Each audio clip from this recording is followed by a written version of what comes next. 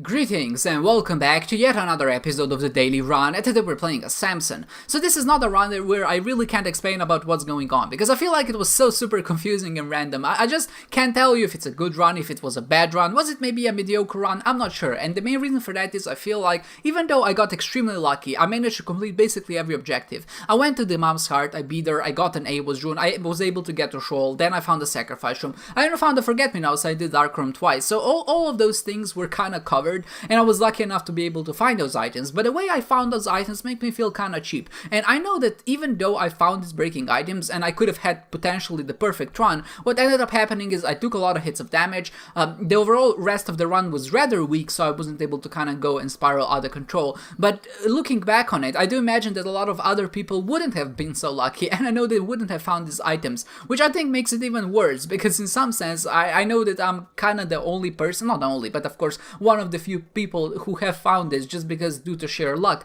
and I guess that's what makes it feel kinda cheap.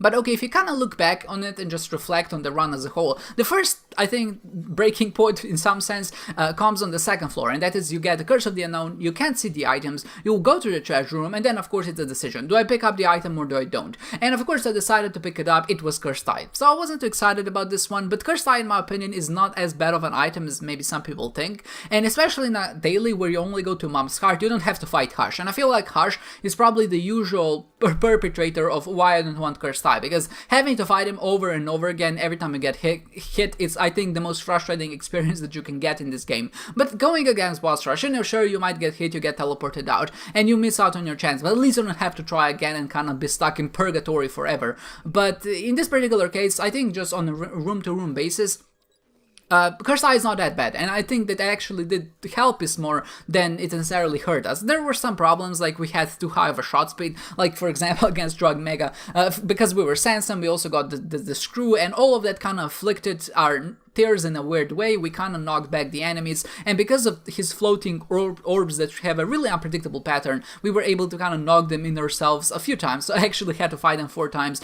in total in order to get through him. What helped here was definitely the horn, the little horn item, or black horn, or I'm not sure what it's called, and essentially there's a chance that your tear becomes a power tear or whatever, and that tear deals more damage, but what it also does, it actually removes the enemies which are usually invincible, and in this case it can actually kill the orbs, which means that they can bounce around unpredictably. Sadly, it wasn't too helpful in my last fight, but just the potentiality, or at least the possibility of that being there, did really kind of help me feel just a little bit more at ease. And because I did have to fight that guy for like 3 minutes straight, it did make me kind of late for other things in the game, so I was kind of rushing to get to Boss Rush at the end. I was able to get it, and of course, maybe even if I didn't, it wouldn't be that bad, because still, we have Cursed Eye, so the chances of actually getting hit and not completing Boss Rush seemed incredibly high, but there were some turning points of which I feel like made this a little bit easier.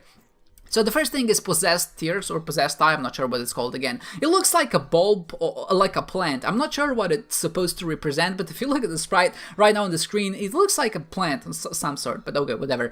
Essentially, why this item is so good with Cursed Eye and our high shot speed is because now suddenly we have penetrative shots, and that allows us to not only kill, obviously, more enemies, but it also removes every single instance of knockback that we had on our tears, which means that now suddenly we don't have to dodge, we don't have to worry about that, and just overall, we're actually landing more tears, because if you imagine 5 tears flying at an enemy just like at a straight line, you're never gonna be perfectly on center, so you're always gonna knock them to the left or maybe even to the right, and maybe the first tier is gonna knock them by a bit, and then the second tier is gonna knock them by a bit more, and then the third tier by a lot more, and then the fourth and the fifth tier are not even gonna hit. So essentially we're like duplicating our damage. Obviously it depends against which enemy, but it's definitely a positive, and especially because when we hit an enemy with Possessed Tears, the tier that comes on the other side is empowered and then homing, and of course deals even more damage. So this seemed like actually a pretty good setup to go fight the boss rush, and especially because there was a curse room, I was able to kind of maximize their damage. At 14 damage, I was feeling pretty comfortable, but here again we had another, I think, interesting decision. So do we take Mouse Show's Lung and remove the entirety negative effect of Cursed Eye?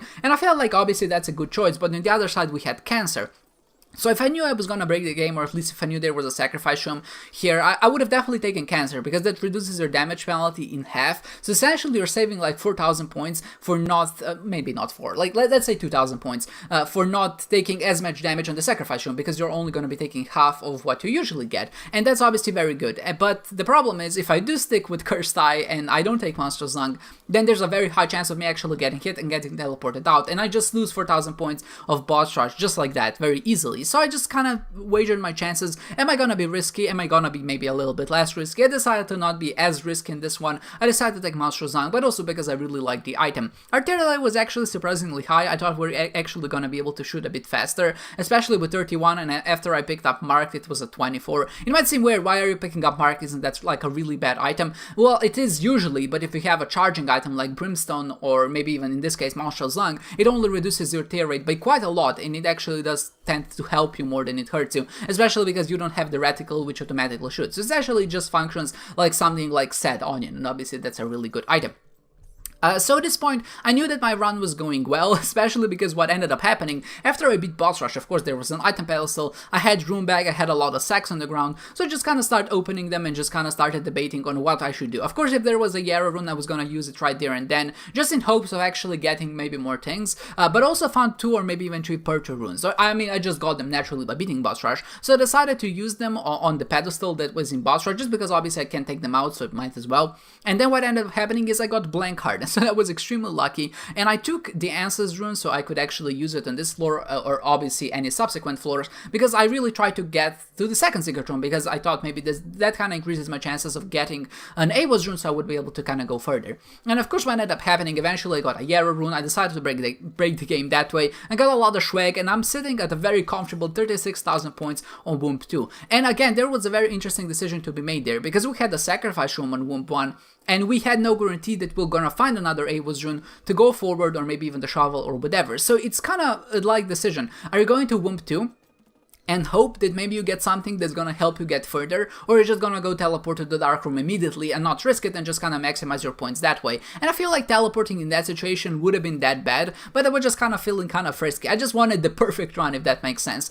Because I had the Blank Card, I had the Room Bag, I thought, you know, even maybe if I don't find it, having this kind of score is still gonna put me quite high on the leaderboard, so I'm not too worried about it. And if there is a Sacrifice room, if there is maybe a Forget Me Now, an Avos rune, or maybe even if I find a way to break the game, I'm gonna be able to just get so many more points. And that's exactly what happened. I got the Judgment card, I kind of started placing them down in the secret room, and then of course explored the rest of the floor, and eventually got a Purture rune as well. So what that allowed me to do is essentially to force a Forget Me Now. I was kind of worried if there was like a shovel and a Forget Me Now at the same time, that would be okay, but obviously if I got the Forget Me Now first and then the shovel would come up later, I would have to kind of store the Forget Me Now on another place and then kind of swap it around and then kind of reroll it again. So it would be kind of tedious, but it would kind of allow me to keep both of the items, or at least to keep the Forget Me Now until I got the shovel, so I would be able to create a trapdoor and go to the next floor. So all of those things combined, I did get kind of lucky. I did get an Avos rune as well, so I didn't really have to worry about that.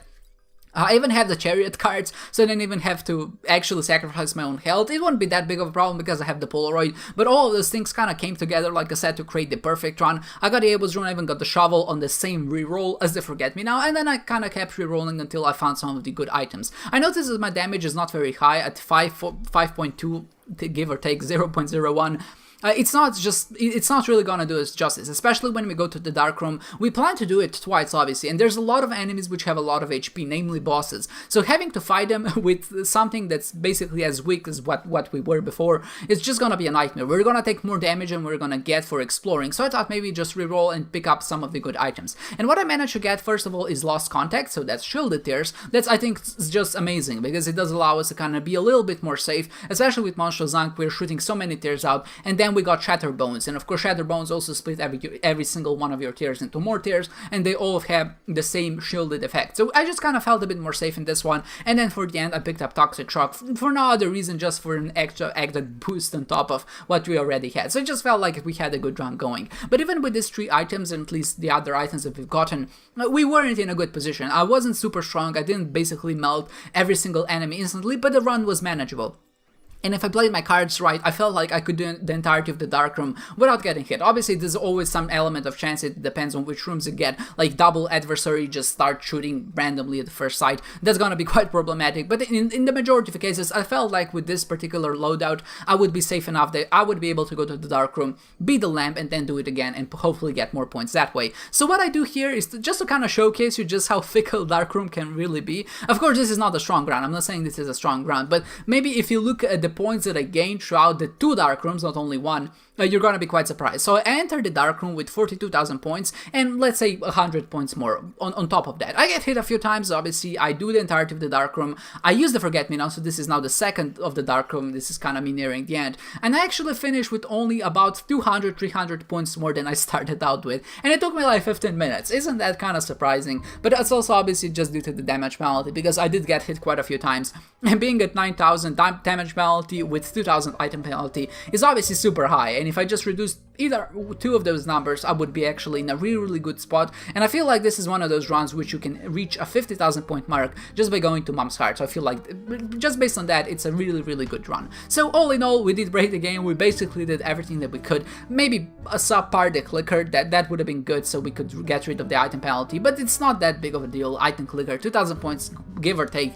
Maybe someone will overtake me. I was second at the time of this recording, so I'm kind of feeling in a good spot. I don't think I'm gonna be in the top 3 by the end of the day, but you never know. Maybe someone finds a cursed tie, maybe some good player finds the cursed tie. It's just gonna be like, I'm not playing this daily, I'll F4, and I hope that that's exactly what happens, because I need the second place. I have 2 third places, 1 second place, and I hope maybe that I get another one to kind of go on top of that. Oh no, wait, maybe that's in Afterbirth. I think that's in Afterbirth, but nevertheless, I hope that this spot stays, because I feel like I did get extremely lucky, and while I didn't play that well, it would definitely be very cheap in some sense to get a good score, just because of, like I said, how lucky I've gotten, and I do imagine some other people didn't. But still, I feel like every victory counts, even if it's cheap. That's what the game teaches us. You need to do everything that you possibly can to kind of keep the lead, even if that requires some cheesiness on some parts. So with that said, I hope you enjoyed this one, guys, and I hope to see you next time.